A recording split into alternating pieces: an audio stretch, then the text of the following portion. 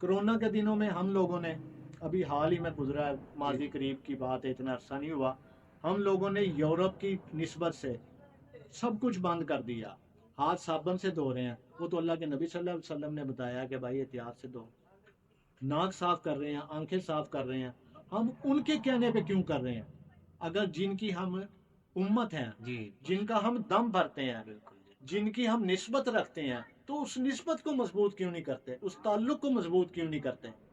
हमें तो उस ताल्लुक को निस्बत को मजबूत करना है, और जब हम ताल्लुक और निस्बत को मजबूत करेंगे, यहाँ पर रूहानी टच दिए देता हूँ हाफिज हमाद जी, जी, साहब, कि जब माशाअल्लाह। हम निस्बत को मजबूत करते हैं बिल्कुल, तो फिर ताल्लुकात के अंदर जो अरवा पैदा होती हैं, लतीफ़ रूहानी कैफ़ियत सुभान पैदा होती हैं, वो जो तजल्लियात और अनवारात की जो बरसात होती है, वो ये राबता है।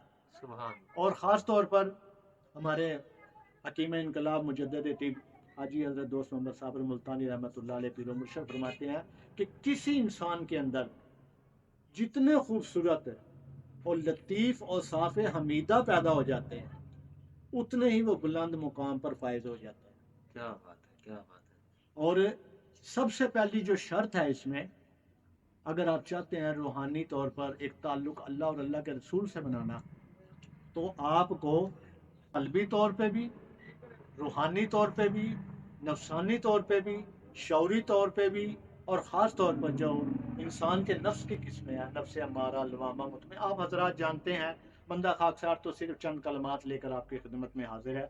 तो आप बेहतर जानते हैं कि इन नफसानी शऊर के साथ साथ जब आपके अंदर खूबसूरतियाँ जन्म लेती हैं और पाकीज़गी जन्म लेती है, तो फिर पाकीज़ा राब्ते होते हैं।